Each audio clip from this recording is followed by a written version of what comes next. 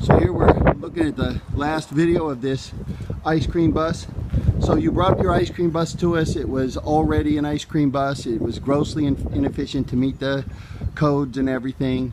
So you gave it to us. We ripped it all out and threw it back in. What do you think? I couldn't be more pleased. Actually, the bus was just the standard ice cream type of truck selling novelty ice creams, and I wanted to make it a mobile ice cream parlor. So I came to Larry, and he had all the great ideas to just make this thing kind of look so cool and to be able to be so efficient, and I couldn't be more pleased with how it came out. Really appreciate it. You've got a closable customer canopy, you've got a custom new serving window, over an exterior removable counter. Jump inside and just open some things up. We punched out the back windows. You have your propane holder here.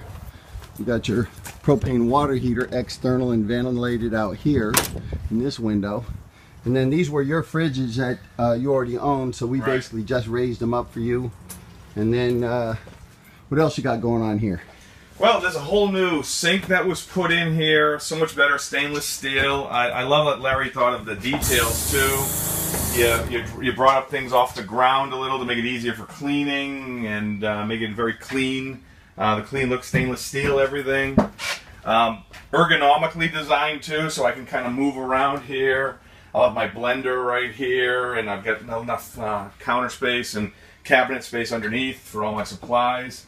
The layout, he was instrumental with the layout as well, and because I didn't know how this thing was going to look when we first came here. So we got all your electric all piped in as well, and up and overhead where it's going to be out of the way.